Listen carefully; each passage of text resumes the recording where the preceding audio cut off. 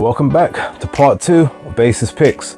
Now, there's maybe 5 fights I've got interest in, taking it over to the US and back to Australia, but all are on the US time zone. So yeah, I think we will start with the PBC card, as I guess that makes the most sense in this state, just because there's something I want to address with the other one. So first fight on there that I'm interested in seeing is Gary Antonio Russell versus Emmanuel Rodriguez.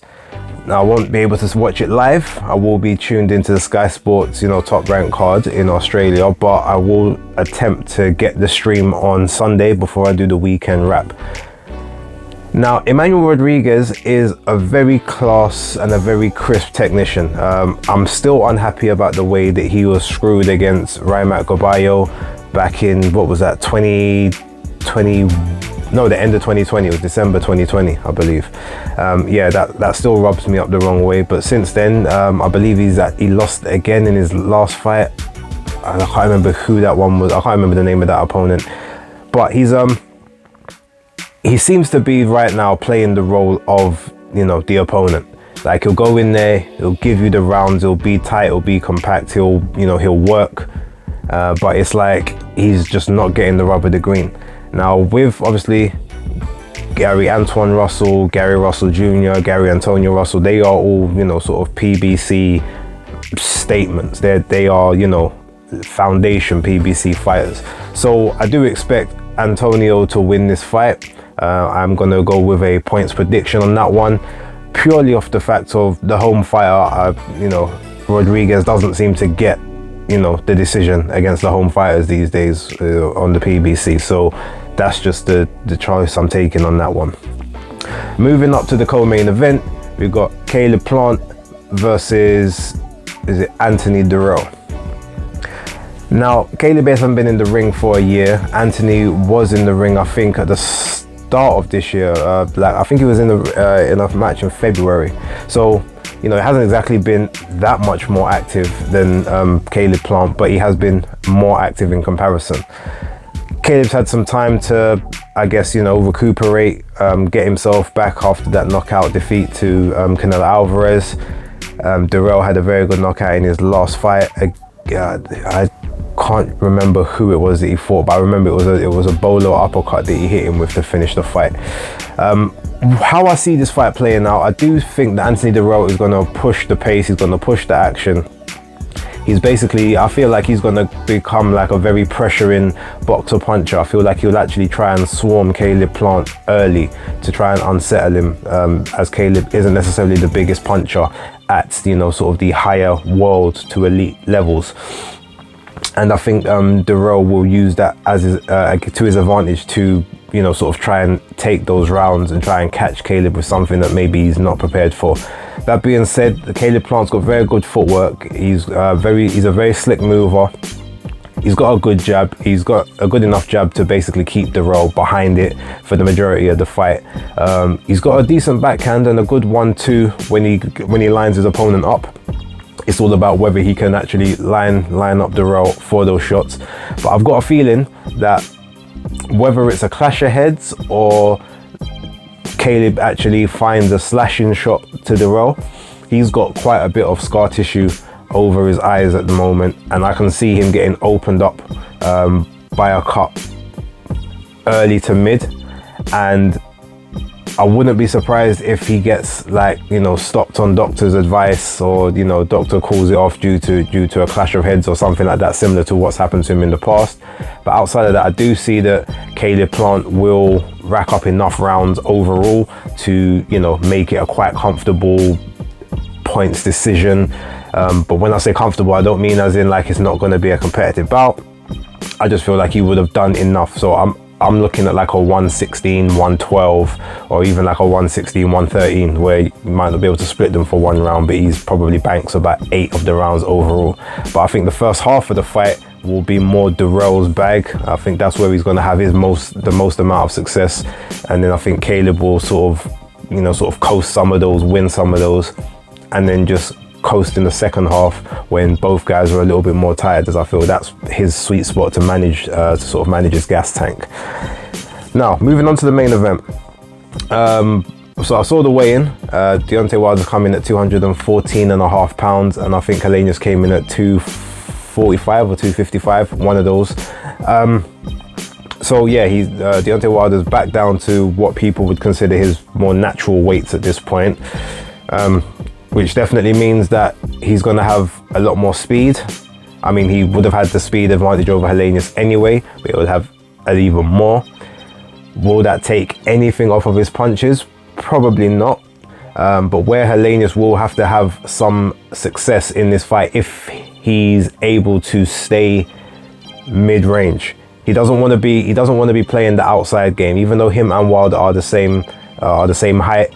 Ultimately, Wilder wants you at the end of his punches. So as much as Helenius is a sort of a big puncher from long distance as well, Wilder's punches will hit the target a lot quicker than Helenius's ones will. And with Wilder's punching power, or at least with his body mechanics, he's more likely to affect Helenius, who doesn't have the greatest of chins and also doesn't seem to have the greatest of hearts, because when it starts to get a little on top for him is when it almost looks like he's looking for a way out, and maybe the punch resistance goes because the nerves have gone.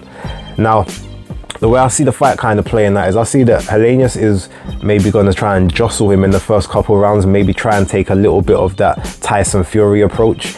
He will probably look to get more mid-range, make it just a bit more ugly and a bit more of an up-close type affair. So mid-range to up-close, just try and see if he can close that gap and keep that gap closed for as long as possible in sort of the first half of the round. Initiate some clinches, try and use his weight on Wilder, who, to be fair, as skinny as he is still quite a very strong guy. He can, you know, he's got, what do they call it, that he's country strong, as they say in America. Like, despite the, you know, the twig legs and, you know, sort of just a slim frame, he does seem to have a lot of strength in his body. So he will be able to compete, but obviously when you are pushing against the guy who's weighing 30 or 40 pounds more than you, that's gonna take effect. And I think that's what Helenius's game plan is gonna be.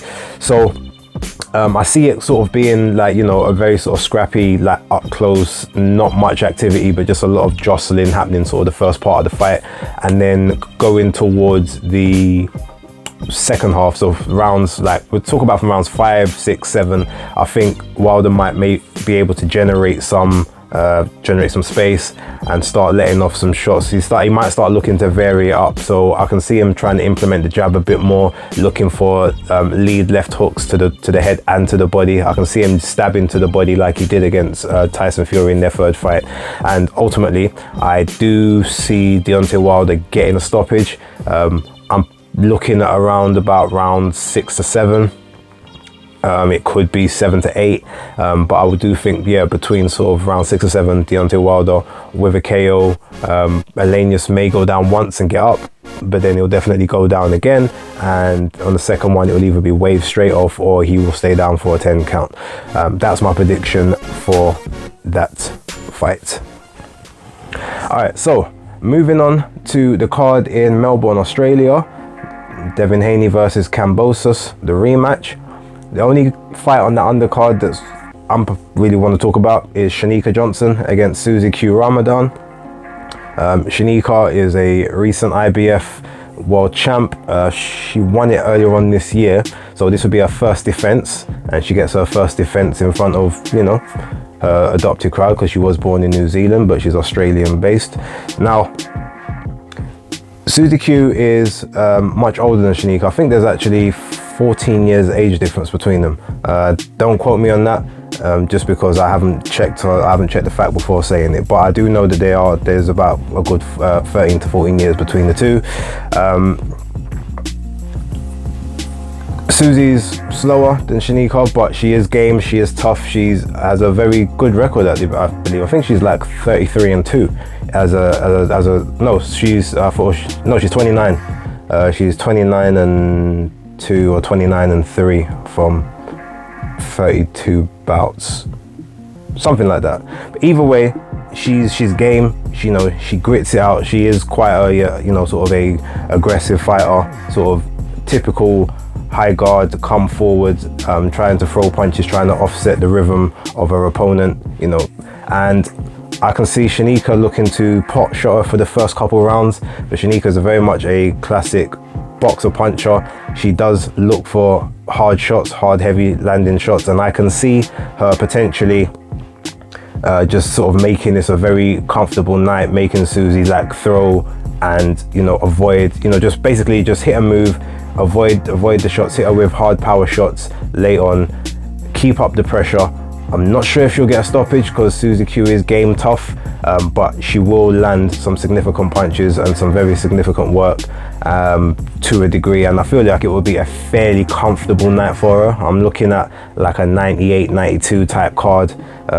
I can't see it being any less than 97, 93, quite frankly, for Shanika Johnson. And then I want to see her in the ring with, you know, sort of the likes of Eddie Scotney and there's a couple other, even I think Myling Rivas and sort of those other people, you know, sort of at that 122 level. Maybe even if she can drop back down to 118 and, you know, get in the mix with the rematch with Shannon O'Connell and Ebony Bridges and all of those people, like might as well get in the mix with all of those. Shannon Courtney might end up having to move up to 122. I don't know if she's going to be able to make the 118 limit soon. So yeah, that might be also a good opponent for her in the future. Right, now to the main event. Now I always like to wait until after the weigh-ins before I give my predictions on these fights. And I guess this weigh-in was a prime example as to why I like to do that. I had a suspicion that Devin Haney could potentially get a stoppage in this fight, and to be fair, anything could happen. He probably still could if Kambosos becomes more aggressive and leaves himself open to getting hit with more shots that he's not able to see. But he does have a good very good you know, sort of in and out type game. He can roll shots quite a bit. He's able to sort of dodge the jab. But based purely on the weigh-ins, neither guy looked tremendous on the scales, but George Kambosos looked a lot more comfortable at this point than Devin Haney did. Like, Devin's eyes looked sunken in, his cheeks were hella gaunt, like they was bulging out the side of his face. He looked dry. He literally looked like he was about 9 years older than he actually is, and that to me is concerning. Now I've said from time he should have moved up to 140. I said that to be honest, from after the last fight he had against Santiago in 2019, before the pandemic hit. Obviously I know he wanted to do the undisputed thing and everything like that, but everyone thought, oh, it's the lack of power. There was power prior to when lockdown started. That year that he had out of the ring, clearly his body outgrew, you know, having to make weight and everything. And yeah, it's been an uphill battle since then. Now look, his skills, I still believe he's going to win this fight. I actually think it's going to be a lot more competitive than it was last time, just because damn, I just saw Brock Jarvis get knocked down against Liam Parrow. Oh yep, fight's over. Okay, anyway, back to Haney.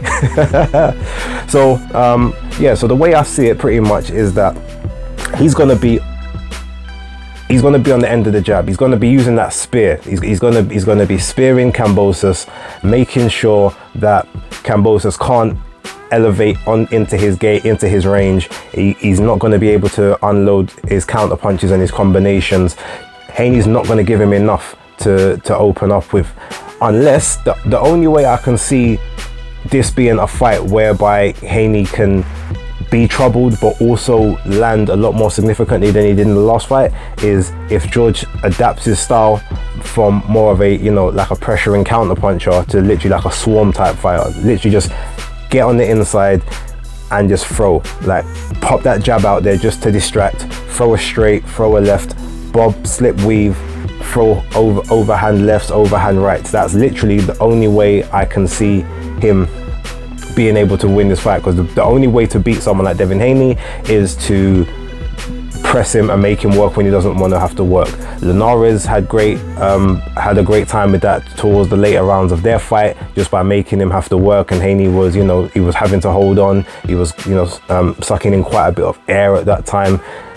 And Jojo Diaz did very similar things to him, made him have to work when he didn't want to, and had a lot more success than, you know, he probably should have. That's the way that George has to be. So if he tries to stand off Haney, that's not going to happen. And ultimately, I don't think he has that in his locker to be that aggressive. But you never know. Either way, before I was thinking Haney could get the stoppage. Like I said, anything can happen, but I don't see it happening. So, quite frankly, I do think it's going to be Haney on points, but it's not going to be a 119, 109 like last time, or 120, 108 for some people. I think this one's going to be more of a 115, 113, or a 116, 113, 116, 112 type fight. Haney might win. He might win enough rounds to convincingly win the fight, but overall, I don't think it's going to be as telling. That's my prediction, regardless of what happens, and I'll talk about this later. Actually, you know what? No, I'll talk about that weekend wrap, and then we'll discuss that. But yeah, for right now, it's the end of it, and that is Basis Picks. Locked.